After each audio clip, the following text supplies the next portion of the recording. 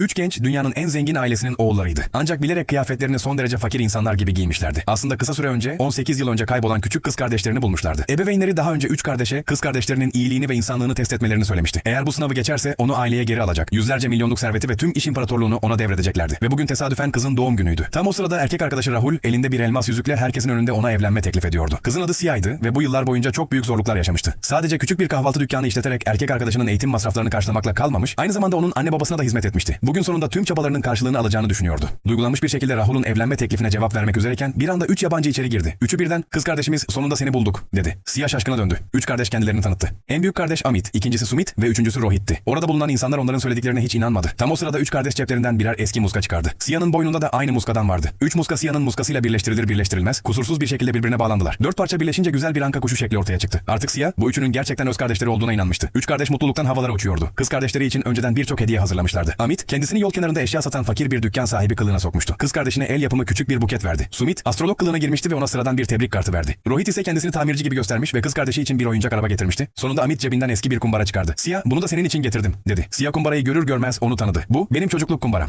Amit gülümsedi. Çocukken en sevdiğin şey buydu. Ancak etrafta duran insanlar üç kardeşe bakıp onlarla dalga geçmeye başladı. Kimi birinin düzgün yürüyemediğini, diğerinin gözlerinde sorun olduğunu, üçüncüsünün ise düzgün konuşamadığını düşünüyordu. İnsanlar işlerinden zavallı Sia'nın payına üç işe yaramaz kardeş düşmüş diye düşünüyorlardı. Fakat üç kardeş kimsenin söylediklerini aldırmıyordu. Onlar için önemli olan tek şey kız kardeşlerinin verdikleri hediyeleri kabul etmesiydi. Eğer sınavı geçerse babaları ona milyonlarca değerindeki tüm imparatorluğunu devredecekti. Sia, Rahul'un onu engellemeye çalışmasına rağmen kumbarayı eline aldı. Üç kardeş rahat bir nefes aldı. Ancak bir sonraki anda Sia kumbarayı yere sertçe vurdu. Üç kardeşin aklı başından gitti. Amit panikle "Sia, bunu neden kırdın?" diye sordu. Kız kardeşlerinin değiştiğini ve fakir insanlar gibi verdikleri hediyeyi beğenmediğini düşündüler. Amit hemen ailesinin yardımcısını aradı. Sınav başarısız oldu. Onun için hazırlanan tüm hediyeleri geri götürün. Emriyle birlikte otelin dışında bulunan milyonlarca değerindeki mücevherler, pahalı hediyeler ve değerli eşyalar geri götürülmeye başlandı. Üç kardeş hayal kırıklığı içinde oradan ayrılmaya başladı. Ancak tam o sırada Sia yere eğildi ve kırılmış kumbaranın yanından eski bir fotoğraf aldı. Hikayenin devamını görmek için kanala abone olun ve yorumlara "Next Part" yazın.